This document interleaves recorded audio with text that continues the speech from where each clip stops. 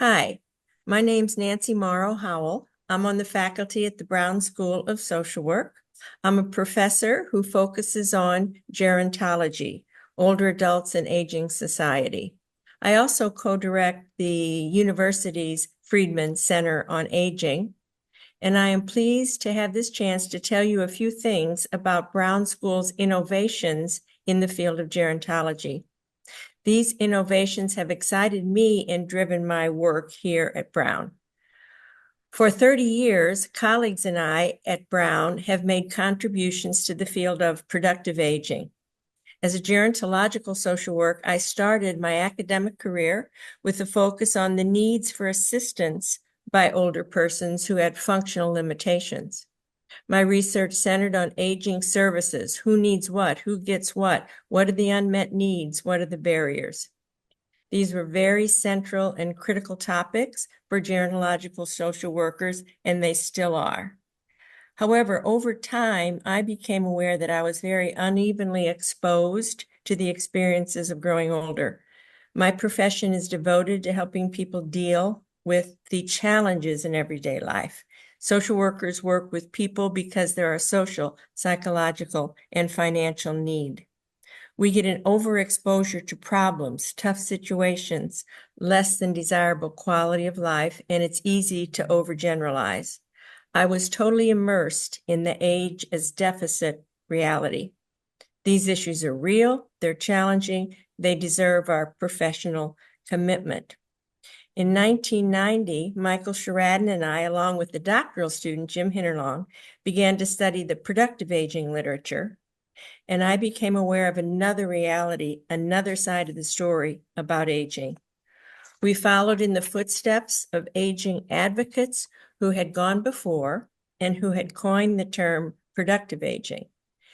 They were complaining about the negative characterization of older people as a drain on society and the prevailing narrative of age as deficit. They argued that we must move more attention away from the problems of old age towards a more realistic picture of the current and potential contributions of older adults in families, communities, and society, as well as to the promise and opportunities of longer lives, not just the challenges. We joined this small group of scholars and began thinking and writing about the productive engagement of older adults.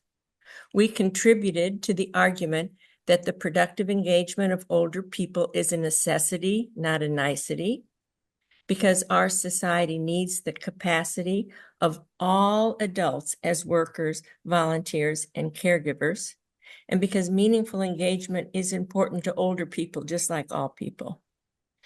The scholarly work our faculty and students have produced over the years has advanced this new paradigm, this new frame for population aging, where the capacity of older adults is recognized as a resource for families and communities, and where older adults are seen as assets.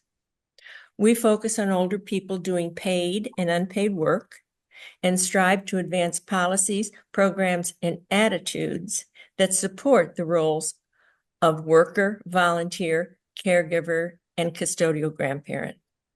In the face of population aging and the longevity revolution, we know this is an important but overlooked aspect of aging research. In the time that has passed since Brown School became a center of scholarship on productive aging, our influence has spread.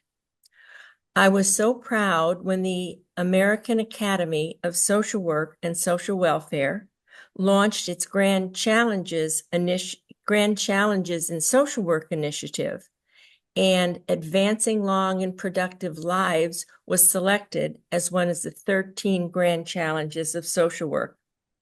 We had succeeded in moving this new frame, this new vision about aging, into the wider gerontology and social work arena.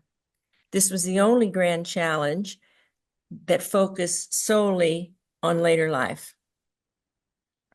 Further, my colleagues at the Friedman Center on Aging here at WashU have played a central role in national initiatives that are in line with our productive aging perspective. There is a national initiative organized by the Gerontological Society of America called Reframing Aging, where experts in communication are seeking to change the narrative about how we think about aging in later life.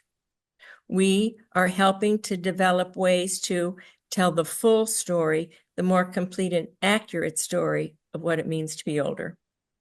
We are developing communication strategies that accept the challenges associated with living into our 80s and 90s while centering the opportunities for ourselves and our communities in this new longevity.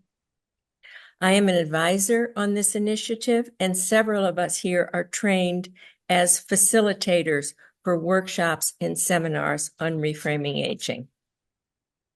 Finally, I want to tell you about an educational initiative that has grown from our work.